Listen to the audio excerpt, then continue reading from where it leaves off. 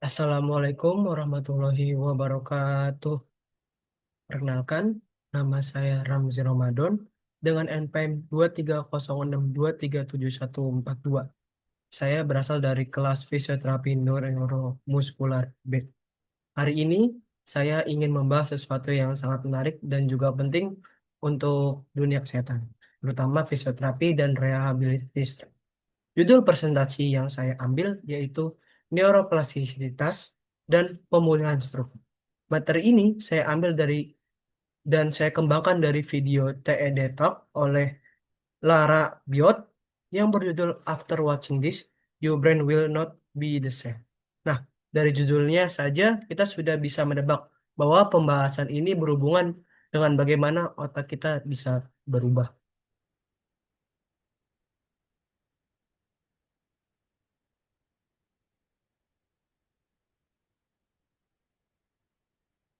Lanjut, masuk pada ke slide kedua. Jadi, sebelum kita masuk ke dalam konsep medisnya, bayangkan dulu, setiap kali kita belajar sesuatu yang baru, melatih keterampilan tertentu, atau sekedar mencoba hal berbeda, ternyata otak kita sedang beradaptasi. Otak tidak pernah benar-benar diam. Ia berubah secara terus-menerus, membentuk koneksi baru, dan menyesuaikan diri dengan pengalaman kita. Dan inilah yang menjadi dasar utama mengapa seseorang yang mengalami stroke masih bisa pulih melalui latihan dan terapi. Nah, sebelum kita bicara lebih jauh tentang pemulihan stroke, kita harus tahu dulu apa yang dimaksud dengan neuroplastisitas. Neuroplastisitas adalah kemampuan otak untuk berubah baik secara struktur, fungsi, maupun zat kimia yang di dalamnya sebagai respon terhadap pengalaman baru, latihan, dan juga cedera. Dulu, banyak ilmuwan beranggapan bahwa ketika kita dewasa, otak sudah berhenti berkembang. Jadi kalau ada bagian otak yang rusak, ya sudah, tidak bisa diperbaiki lagi. Tapi penelitian modern terkini termasuk yang dijelaskan oleh Lara Biot, membantah pandangan tersebut. Oleh ternyata sangat dinamis. Otak kita ternyata sangat dinamis. Ia mampu membentuk koneksi baru antar neuron hingga usia tua. Setiap kali kita belajar ataupun berlatih ataupun bahkan mendapatkan pengalaman emosional yang bermakna, koneksi antar neuron berubah. Jadi, otak kita memiliki hari ini sebenarnya sudah berbeda dari otak kita yang kemarin atau dari otak kita yang sebelum-sebelumnya.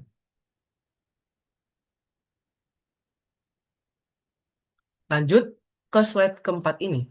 Sekarang kita masuk ke bagian yang paling menarik, bagaimana sebenarnya otak kita bisa berubah.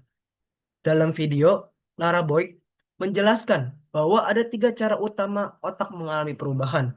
Nah, yang pertama yaitu perubahan kimiawi. Saat neuron aktif, mereka mengeluarkan zat kimia yang disebut neurotransmitter. Zat ini membantu memperkuat komunikasi antar sel saraf. Perubahan kimiawi biasanya terjadi dalam waktu singkat.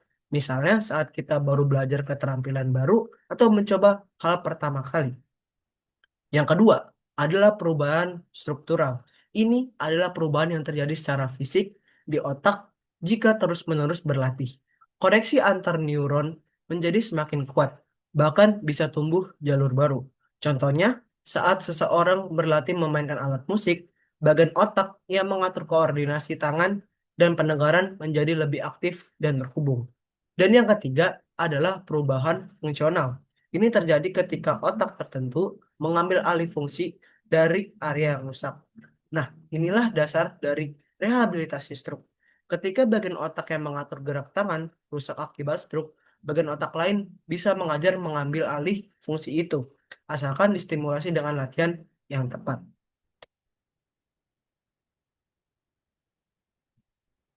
Lanjut pada slide kelima.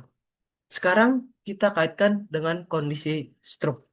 Saat seseorang mengalami stroke, aliran darah ke otak pasti sangat terganggu. Akibatnya, ada sebagian jaringan otak yang rusak dan tidak bisa menjalankan fungsinya dengan baik. Misalnya, pasien kehilangan kemampuan berbicara atau tidak bisa menggerakkan salah satu sisi tubuhnya. Tapi, Kabar baiknya, karena otak bersifat plastis, masih ada harapan untuk pulih. Dalam proses rehabilitasi stroke, latihan motorik yang dilakukan secara berulang-ulang akan menstimulasi bagian otak yang masih sehat. Neuron-neuron tersebut kemudian membentuk jalur baru untuk menggantikan fungsi yang hilang. Semakin sering latihan yang dilakukan, semakin kuat koneksi baru tersebut.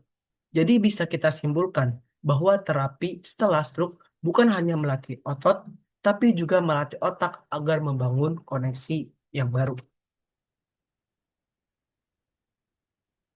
Lanjut. Lalu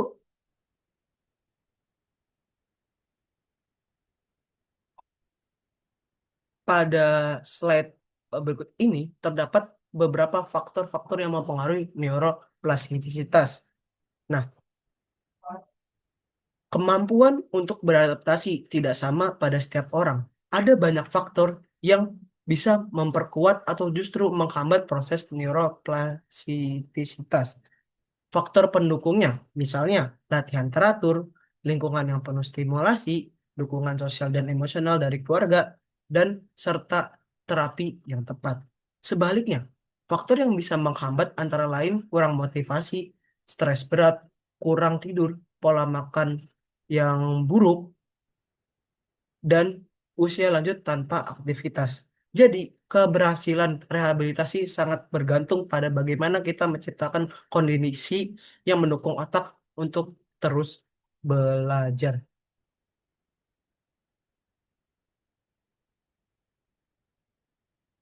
Kemudian, lalu apa yang harus kita pegang dalam proses pembelajaran dan pemulihan stroke? Pada video tersebut, Lara Boyd menekankan 4 prinsip penting. Yang pertama, yaitu ada repetisi adalah kunci.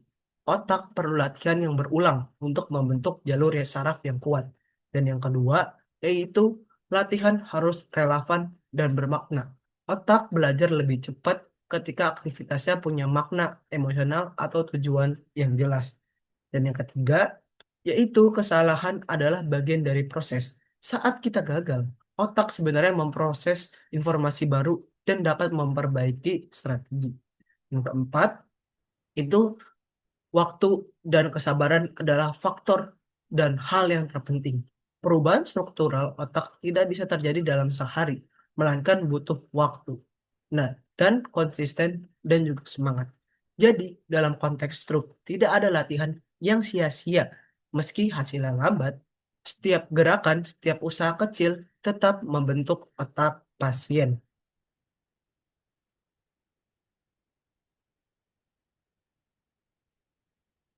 Nah, lanjut, untuk memperkuat teori ini, ada banyak penelitian yang menunjukkan bukti nyata dari perubahan otak setelah latihan. Salah satunya pada pasien stroke yang menjalani terapi motorik intensif seperti Constraint Induced Movement Therapy atau disingkat CIMT. Pada terapi ini, pasien yang tangannya lumpuh dipaksa untuk menggunakan tangan yang lemah, sementara tangan yang sehat dibatasi. Setelah beberapa minggu, hasilnya sangat luar biasa. Aktivitas otak di area motorik yang berdekatan secara terus-menerus akan meningkat, dan pasien mampu menggerakkan tangannya kembali. Artinya, otak benar-benar bisa mengatur ulang dirinya untuk memulihkan fungsi yang hilang. Nah, dari semua pembahasan tadi, ada pesan utama dari video yang disampaikan oleh Lara Boyd.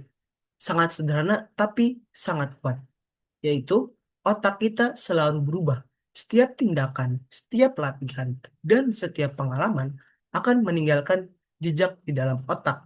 Tidak ada cara yang instan, baik dalam belajar maupun dalam pemulihan. Tapi setiap usaha akan memberikan perubahan kecil yang berarti.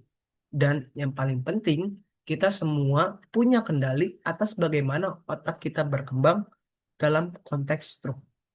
Ini berarti pasien dan fisioterapis sama-sama punya peran besar dalam membentuk kembali kemampuan dan kinerja fungsi otak.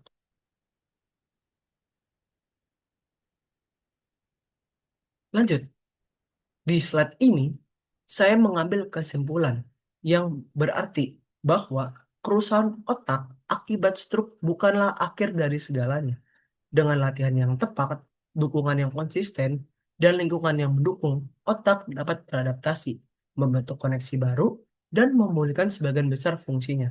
Itulah sebabnya neuroplastisitas disebut sebagai dasar dari semua proses rehabilitasi neurologis. Lanjut, sebagai penutup, saya ingin mengutip kalimat dari video yang disampaikan oleh Lara Boy, yaitu setiap hari adalah kesempatan baru bagi otak untuk berubah. Kalimat ini sangat sederhana tapi sangat bermakna. Artinya, tidak peduli berapa usia kita atau seberapa berat kondisi pasien stroke, selalu ada harapan untuk berubah selama kita mau berlatih dan tidak menyerah. Jadi, mari gunakan prinsip neuroplastisitas untuk terus belajar, berkembang, dan membantu lebih banyak orang yang pulih dari stroke. Nah, berikut ini adalah referensi yang saya gunakan untuk menyusun materi ini yang saya ambil dari YouTube, dari yang disampaikan oleh seminar Lara Boyd. Dan terakhir, sekian presentasi dan penyampaian materi yang saya bisa sampaikan. Kurang lebihnya mohon maaf. Wabillahi taufiq wal hidayah. Wassalamualaikum warahmatullahi wabarakatuh.